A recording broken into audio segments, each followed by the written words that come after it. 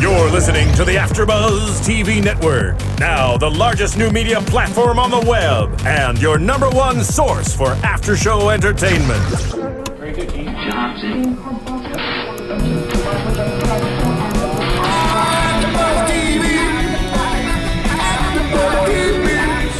The AFTERBUZZ Studios in Los Angeles, California. Presented by Maria Menounos and streaming live thanks to Akamai Technologies. This is AFTERBUZZ TV's True Detective After Show. We'll break down tonight's episode and get you all the latest news and gossip. And now, another post-game wrap-up show for your favorite TV show. It's AFTERBUZZ TV's True Detective After Show. No music. Who needs it? Oh, there it is. There it is. Oh. Don't rush Lemieux, man. Lemieux's working. I like the awesome prom.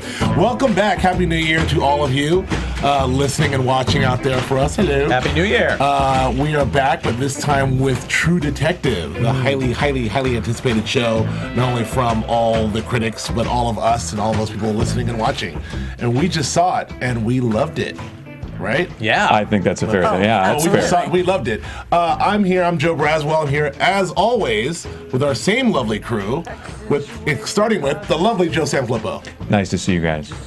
And nice to see you, Joe Braz. Oh, thank you, sir. Nice to see you, Julia Cearley. Nice to see you, Joe Sanfelippo. Nando's here, too. Yes, he is. Yes, he is. And also to my right, the lovely Nando Velasquez. And it begins. Thank you very much. Nice to see you, Julia. Nice to see you, Nice Nando. to see you, Braswell. Nice to be seen, sir. And hey, Lemieux, thanks for being here. There he goes. Yeah. Yay! And also we're joined by Julia Cearley, who is loveliest of all. Oh, the things you say. It's nice to see everybody. Yes. Every last one. Oh, we don't have anything nice to say. Don't say anything at all. I understand. Kindergarten rules in full effect. And Happy New Year, guys. Yes. Glad to be back. Steve Lemieux back there on the ones and twos, help doing his thing. Thank you very much. And yeah, we're back. I'm excited. We got a bunch of new shows we're doing, but this is the first of this show, True Detective. And I don't know, like we just watched it. It was a slow burn.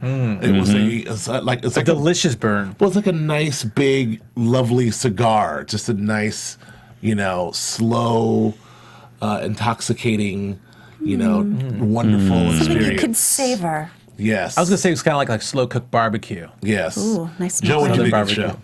I thought it was terrific. I really love, we've talked about this so many times because we're living in what I think is the golden age of television, but I've been told repeatedly by the academic people that this is the post-golden age of television. Yes. I love that there is a comfort with these guys that they're going to go, you know what? We're going to take the whole first episode and we're going to go low and slow and we're going to let you get in deep with everybody.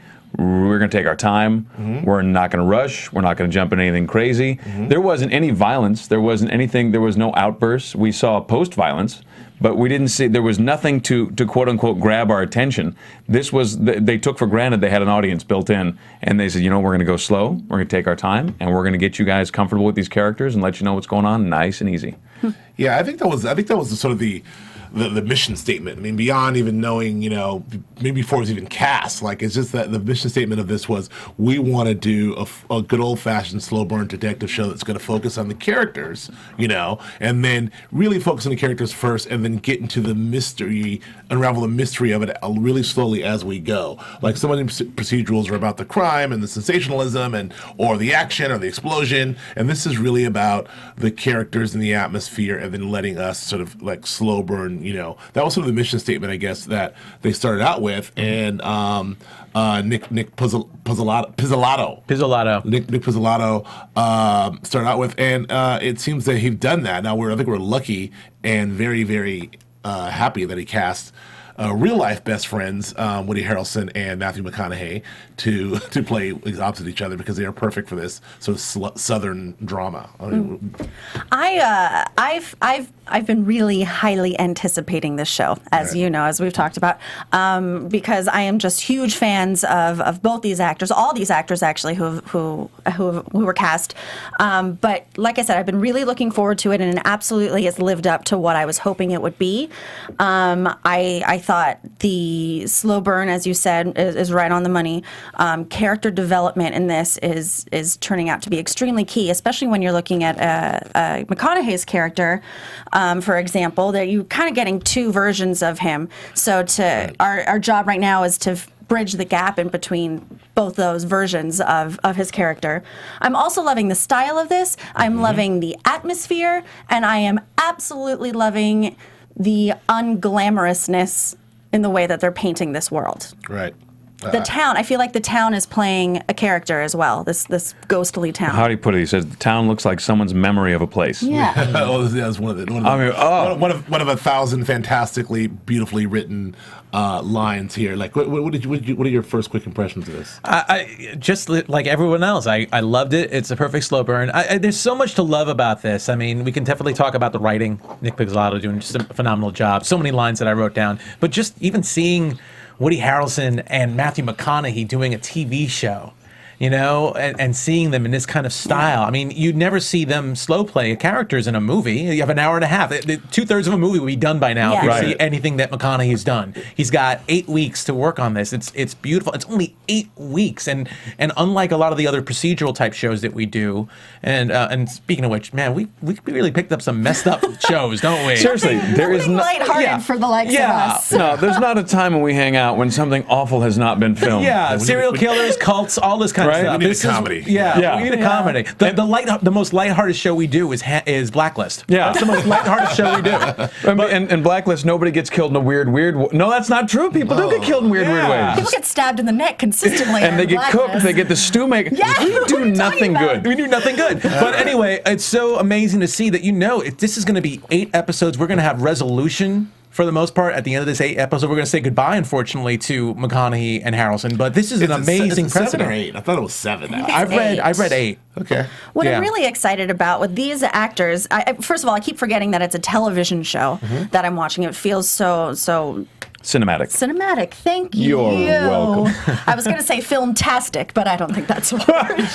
I like your word better. I like that word. What I'm super excited about is that I love these actors, Matthew McConaughey and Woody Harrelson, and I love what they do in a shorter format, so I can't wait to see what they're going to do with these characters when they have 8 hours to develop them. I'm already blown away, and I just can't even fathom where it's going to go. Well, hearing some reading and hearing some interviews with Matthew McConaughey, one of the reasons he, took it just straight away was just, writing and screaming the writing. Like, he doesn't care. He said, I don't care if it's an hour, a half hour, 24 hours, 8 hours. Like, this is the kind of stuff that as an actor you lived for. So we're way beyond, I think, the world of like, I only do TV, I only do movies. I think TV is clearly, even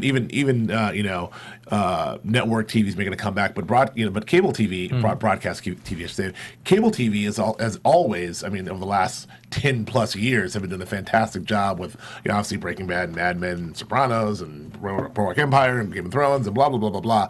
Like they've gotten a little more attention actually than movies have these days, and so.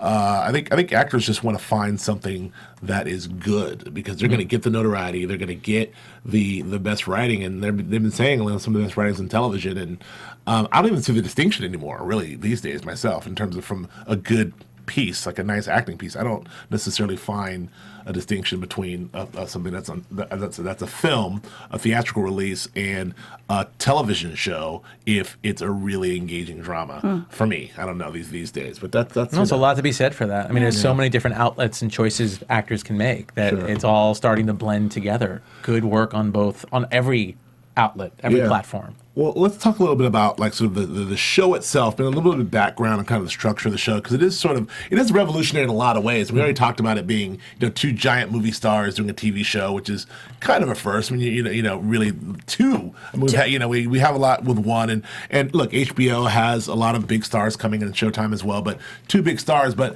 what's interesting about the show is, like I said, we talked about Nick Pizzolatto, who is an academic. Joe is an academic as well as an author, and he's a crime novelist, and he's a guy who his writing is so great, and he's got a couple of books, but his writing is so rich and so wonderful that people have been dying to sort of take him and translate his work to the big screen, or in this case, the small screen.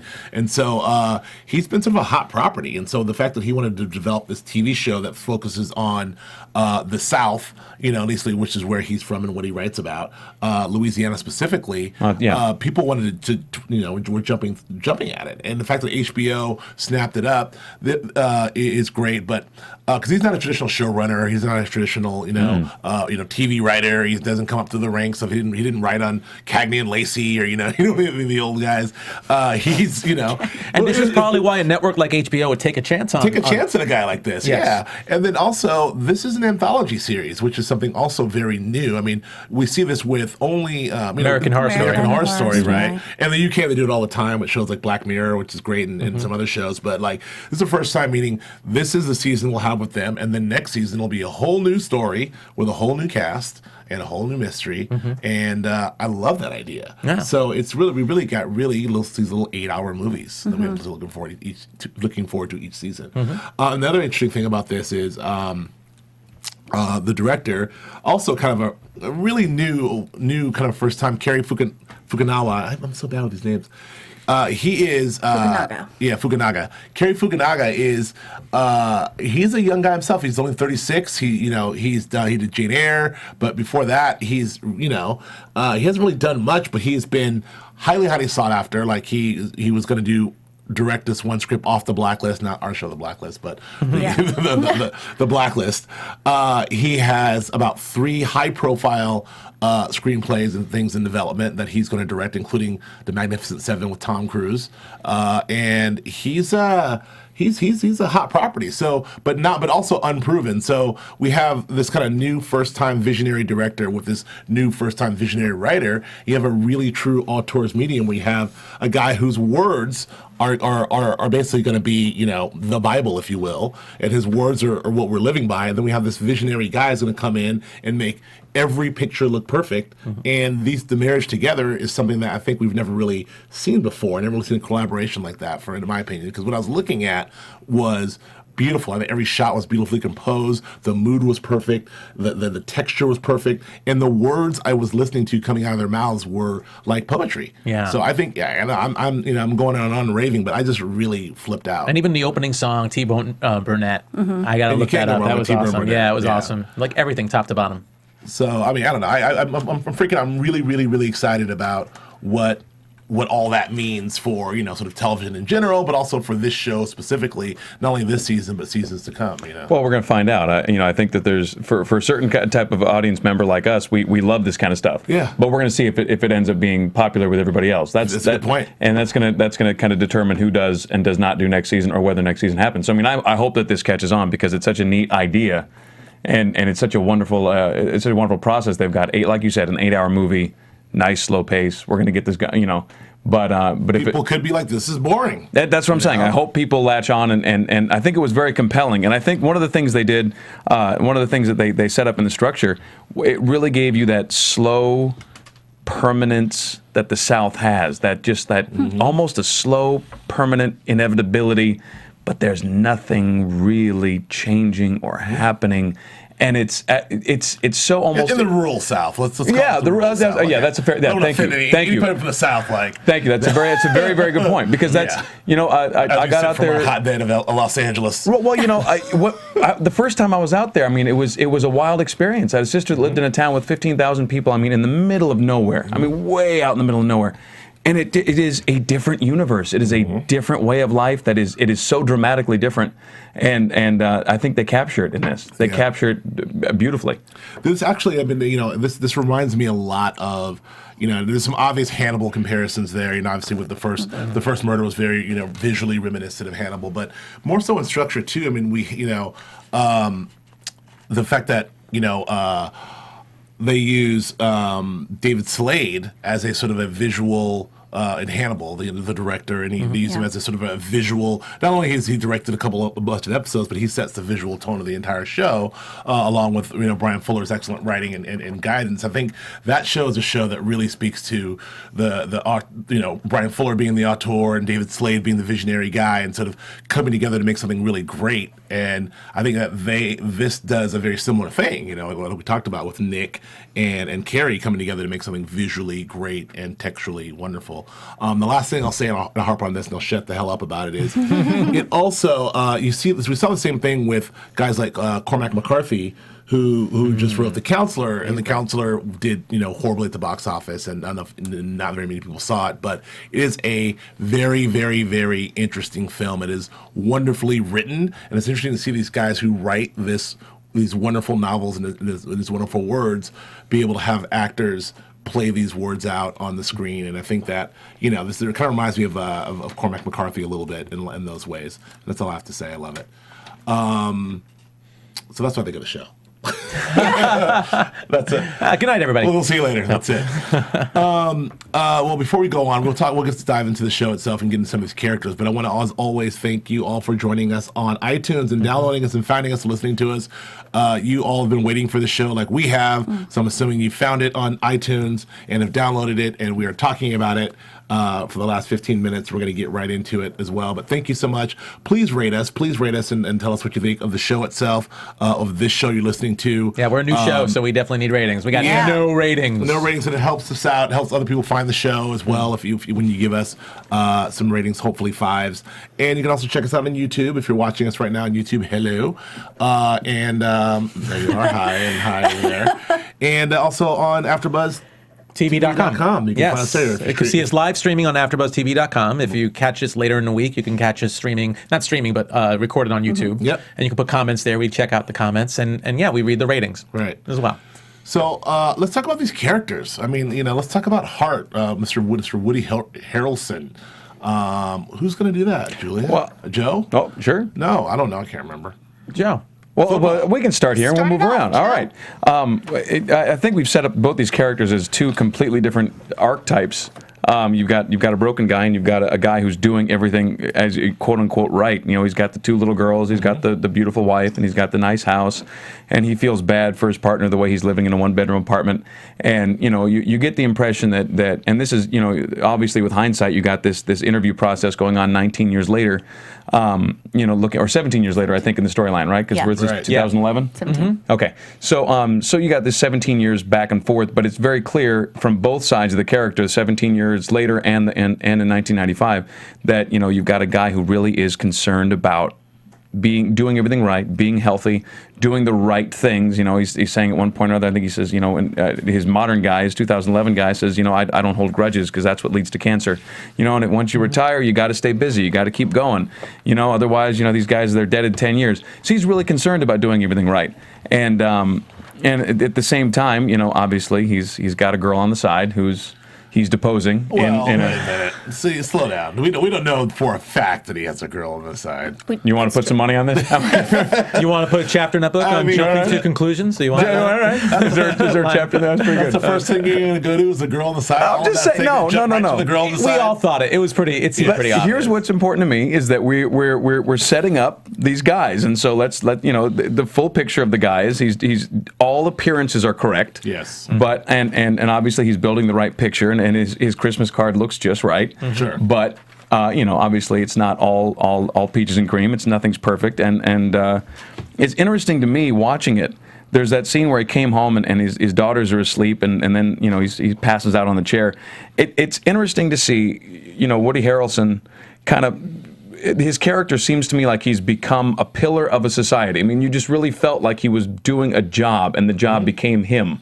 And he's not living at home with his kids, really. He's working that many hours, so his girls are asleep when he comes home, and he passes out in the chair, and he wakes up and he goes, and you almost become a job, and it's interesting. He's kind of a company man. Yeah, that's definitely great way to put it. Company man. Company man. And he's a fun guy. He knows how to talk to people. He definitely knows how to. He's good with authority, so he knows his place. He puts in the occasional joke. I loved his line. I'm just a big ass guy. What was that line? I have a regular ass dude with a big ass dick. There you go. Yes. Just love that line. You know, very disarming. You know, Yeah, kind of guy you want to just charming. have drinks with and want to hang out with. Absolutely. Very social. I think it must be hard to be anything but a company man in a town like that, whereas they're definitely painting McConaughey as the outsider, as the stranger. Sure. Well, I think also being part of a company man, as we're seeing, is not only falling in line from the police department standpoint, but also the unwritten things like the Bible Belt, like what it's like to work in the Bible Belt, where the governor's brother is the preacher who has the power to come in and do a task force on anti-Christian crimes. Absolutely. Which is like, and everyone's like, sure. Yeah, makes sense. And he's like, what? Right? Well, who? And it's very difficult to kind of put in context when you don't live in that. Because you live in a big city. If you don't go to church, that doesn't mean much. That means you don't go to church. But you have all kinds of other communities you can belong to. Sure. But if you live in a tiny town and you're not going to church, you're not part of the community. That's that's something we don't really deal with. That it's not just church in general. There's multiple churches, and there's also black churches, and there's there's a black church, and there's a white church, and there's a Baptist church. But you got to belong to somebody. Sure. Yeah, and that's why even in that conversation in the car, where Harrelson's like Hart, I should say, was like, so are you a Christian? I don't understand. He's like, are you a man of faith? Or he really couldn't wrap his head around a guy who had no faith living in Louisiana. Like he's really like, so you don't believe in God? Yeah. And do we know how Cohle got there yet? Why he's there? He came from a spaceship. Okay, there it is. Thank you, Mr. The alien connection, ladies and gentlemen. I'm certain of that. Well, yeah. I mean, it seems like Hart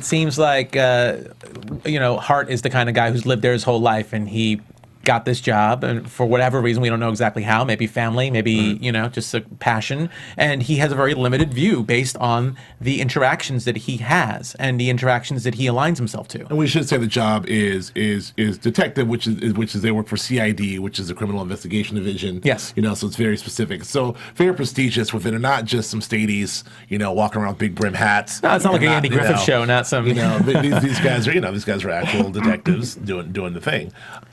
But still very limited in scope as to what he's seen and what he's experienced. Absolutely. But Go ahead. There was a great shot of him when the preacher came in, and I can't remember his name.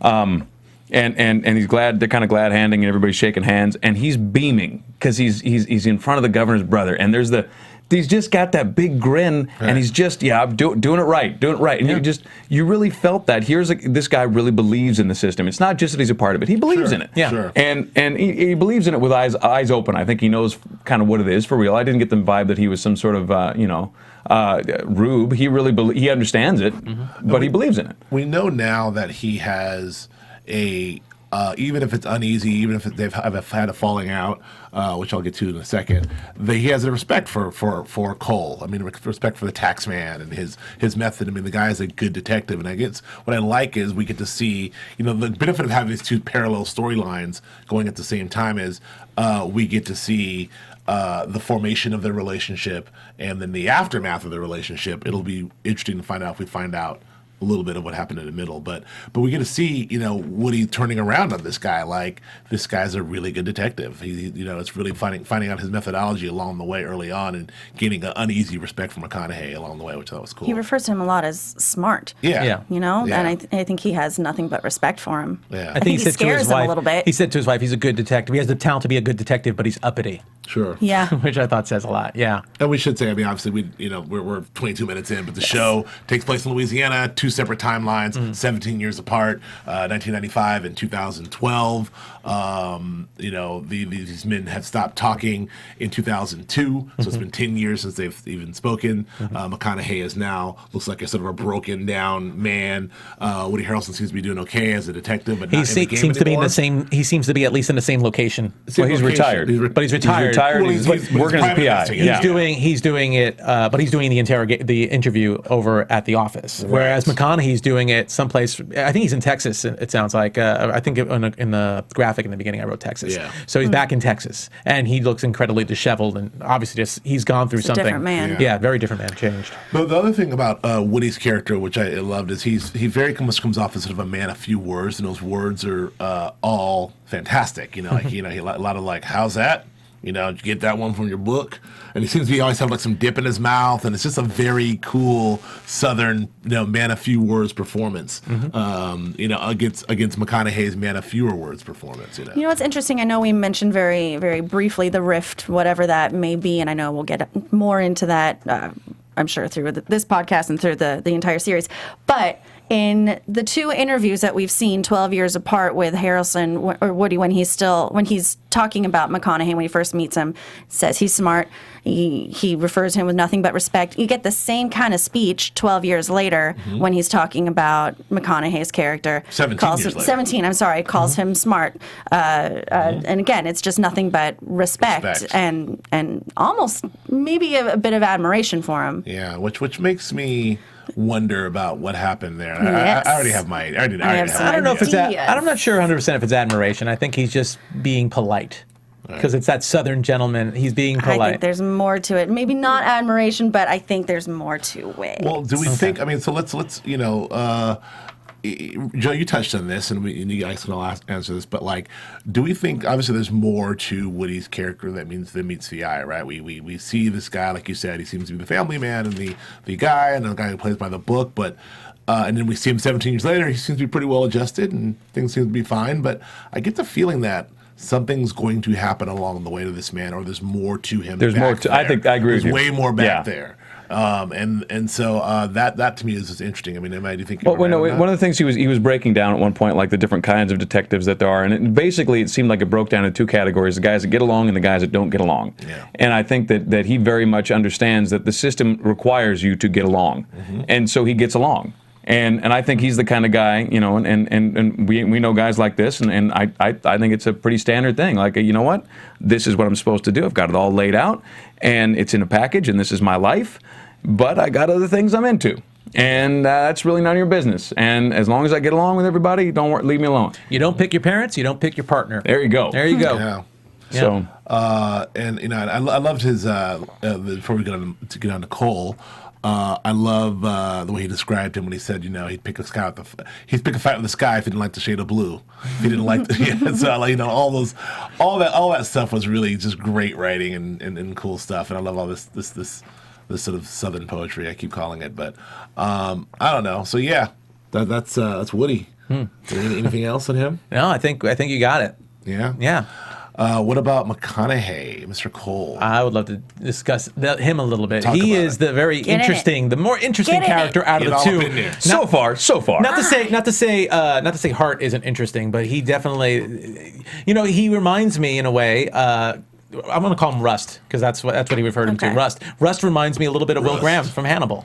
With that psychotic mind, the way he's thinking a little bit. Yeah, I can see that. The way he processes. I mean, we don't get to see the mechanics that we see in Hannibal for him processing, but he is incredibly educated, incredibly smart, socially awkward, incredibly socially, I'll go as far as say socially inept. It was really interesting to see a look into his apartment and see all those books. The first book that caught my eye, we didn't really freeze it, said sex crimes right there. Coffee book reading table material. And I loved what Hart said, that a man of very few words, unless you wanted him to shut the hell up. And we got to see that in that really awesome car scene where we get to literally hear, I really feel we're hearing Rust's inner monologue coming out. And it's a very odd one. I picture this man. He comes from Texas. I read up a little bit on it. He comes from Texas, and then he's here on the force in Louisiana. But he has the grit of, in my opinion, maybe because I'm a city guy, he has the grit of a city detective. The way he's cultured, he seems to know a lot. Well, cultured in the sense of what he attracts, or what he listens to, what he pays attention to. He's not a Christian. He's a realist, or in philosophical terms, a pessimist, as he likes to call it. So he definitely bucks the system. He seems to come more from a more urban type of setting, and I think it also, one thing that we're learning about him too is he has a past. He was sharing to Cole's wife, by the way, played by Michelle Monaghan, another movie actress, another phenomenal actress. Yeah, she's great. And he mentioned the death of a daughter, and that his marriage folded shortly after that. So there's definitely a very dark past and history with him that probably is the catalyst to why he is so odd and torment. He seems very tormented too. He seems a very in the younger version of Rust, the 1995 version. Yeah. He's very almost philosophical in the way he views the town, the way he views himself, and reflective. I believe, and he seems to have lost some of that in the 17-year future Rust. I did like one moment that he said when he was in the car talking to Hart. He said it took me something along the lines of how long it took him to recognize his true nature, and that he won't. I'm not going to change it for you. Yeah. So he's pretty blunt as well. He's not really scared of shit. Well, again, it's like socially inept in a way, and also an alcoholic. Because he keeps away. And one thing, that Hart said that I thought was really, really funny about Rust, he said, at a certain time, a man without a family can be a bad thing. Absolutely. Yes. Yeah. Which I thought was very interesting, considering we found out that he was married and had a daughter and lost them both. Yeah. Well, what I think is interesting, one of the things I think is interesting is the way they're using the flashback. A lot of the time, the device is used to show, like, here's what they were like before something bad happened, and here's what they're like now that something's bad happened. It's just brilliantly constructed. But this is different. They're going to go, okay, here's what happened before, but something bad had already happened, and here's how this character was dealing with it.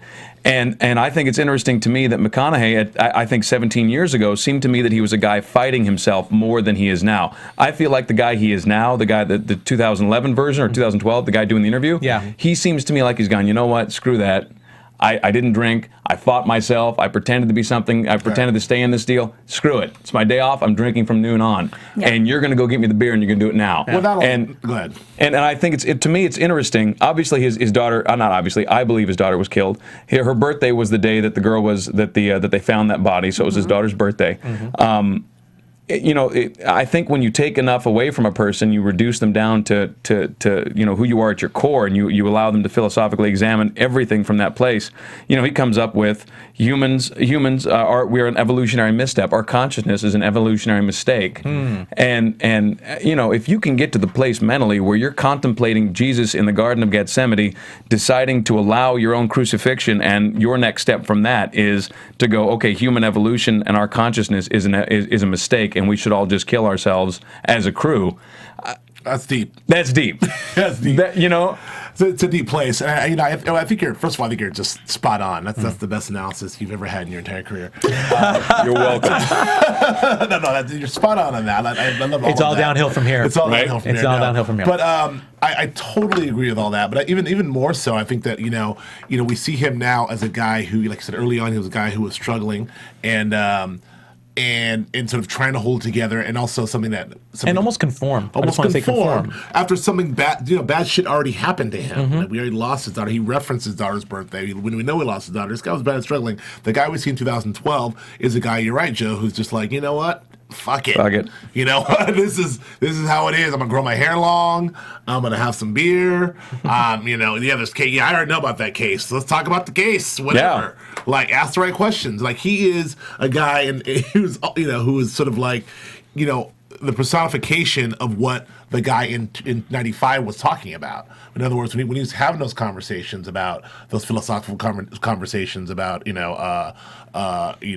meditating and Eden and all those other things, this guy and not being able to have the guts to actually go through with the suicide, and so that's why he's here.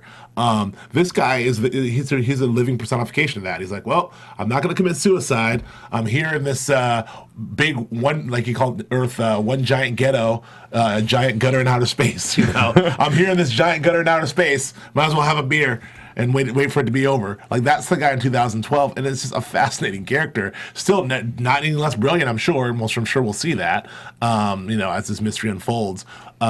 It's great. And he also did, they did two really funny things. They did the age-old movie trope take of the "you can't smoke in here," which you see them 1,000 times, but I like the way their spin they put on it, which is really a good bit. And the whole beer bit, like you said, that was just him blowing the money. I mean, it's just. I start drinking on Thursday. It's my day off. I start drinking at noon. You don't get to take that away. Great writing, of course, but then great performance. McConaughey is just killing the game, man. This guy is. Dude, I remember a few years ago, people talk trash. Oh, he's just too pretty. He's never going to do anything interesting. Like, oh, come on. He's turning it, flipping it over like a maniac. I've seen him do from Mud to Dallas I've loved him Fires forever. to God, I know. It's a little dilemma for you between McConaughey and Will Graham and Hannibal. I don't know. I'll who wins? always go McConaughey. Oh, sorry guys. Shots I had fired. his picture Shots on my fired. wall. Or Fancy when I was, Dancy. like, 14. Fancy. Hugh Dancy. You know, I love you, Hugh. I do. But, Hugh Dancy. But McConaughey's picture was on my wall when I was a teenager. Right. Well, all right. This runs deep. Yes, it does. this runs deep, my love of McConaughey. My wall, too, actually. No, I'm just kidding.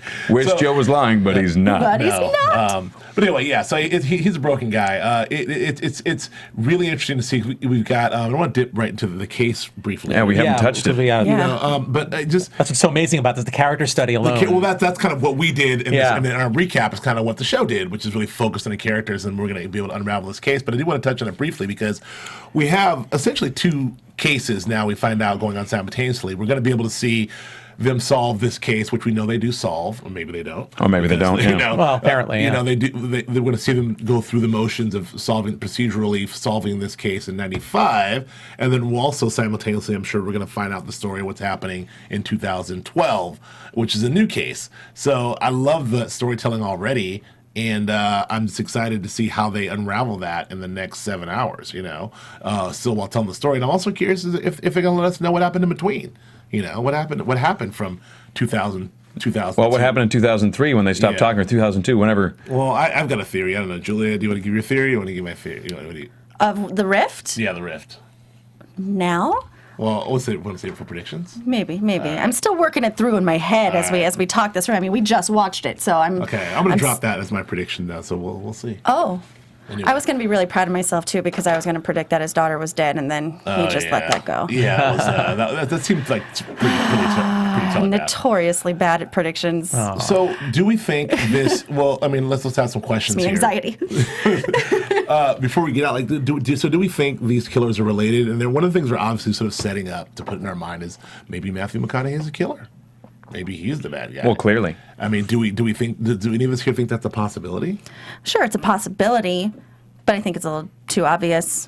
I don't think it is. No, Joe. But I think that's what they're alluding to. Yeah, I think that at least it's a very slight red herring. It doesn't feel like they're like going all that deep with it either. No, but that's clearly why they're investigating McConaughey, because they think he's a suspect of some kind, and that's why they're asking Woody Harrelson about McConaughey. Like Woody's like, why are you asking me about dinner? Why are you asking me about this guy in the car? Like, what about this case? Yeah, right. What else is going on here? So they're clearly investigating McConaughey. And it's I don't know, man. I to be honest with this one, the way they're unpacking it, the way they're breaking it out, I almost don't want to think in those terms. I just want to be surprised. It's like I don't want to see the magician. I don't want to look up his sleeve. I want to just have this one unpacked slow on me. I don't know. I want to enjoy it. I want to savor it.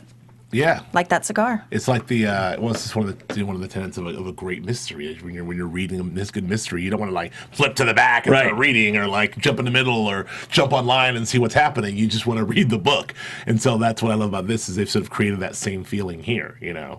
Well, I think we got ourselves a show in our hands. I think so. Oh, man, more than a show. All right, should we briefly? I mean, very. Do we have a second? Should we talk about this? The murder? Should we go briefly? All right. So we've got a prostitute, very clearly 28 years old, right? Yep. And she's been hung. Not hung by her neck, but she was strangled. She was bound upright. She was tortured, and then she was stabbed repeatedly, cleaned, eventually strangled, and then moved. Horrible. And then the crown was placed on her head, and she was put in what McConaughey's character described as a fantasy enactment, ritual, fetishization. Easy for you to say. Iconography. Yes. It's visual attachment of physical lust to fantasies and practices forbidden by society. That was his description of the positioning. That's a mouthful. Which was that was deep. So that's a lot. So right now they're canvassing, and we're trying to find out who knew who when. And then we did find one. So and just to wrap this up, we did find a little piece of The Devil Trap? the devil's Nest. Devil's Nest. It was Devil's a bird Trap. Well, Devil's that's- Trap. Call it the Devil's Trap. That's the other case. That's what you're talking about, right? Yes. So The 95. That's The the 95. second case we're discussing as in well. 95. They're In both 95. well, you have the one that was 5 years earlier when we found the right.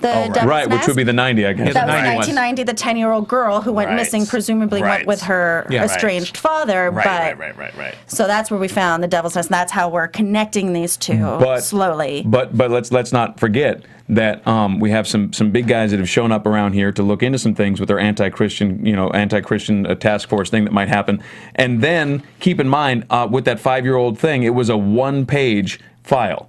Girl goes missing, 1-page file. Assumed went with dad. That's all we looked into. Yeah. Somebody else was the sheriff. I don't know what happened. You think the Christian people are involved? I'm just saying, We 1-page also file. have to throw in there the quick mention of the cats that were being nailed to the door of the church. Inside Out. Inside Out cats. Yeah. That's nailed yucky. to the door of the church. I think since we're alluding to dealing with satanic rituals, things like that. That's pretty symbolic. And can I say this all adds to the fact that this is in Louisiana? It's not yeah. in New Orleans, and I think a lot of people associate more of the occult type stuff with New Orleans. Kind of but this is voodoo-y? rural, yeah. But this is more rural Louisiana. But let's not escape from that. That this is really interesting. The fact that where the location they're at, it's not just the South; it's Louisiana. Yeah. Where in New Orleans, I would say. Maybe I'm generalizing it, but No. you kind of deal with some weird stuff like that. It's the ruralest of the rural South is Yeah. Louisiana. I mean, it's no joke. Yeah. You know, and it's hot and muggy and racially divided and a lot of stuff happening. And Absolutely. Yeah, a lot of prisons. Let's predictions. Yes. Very quickly.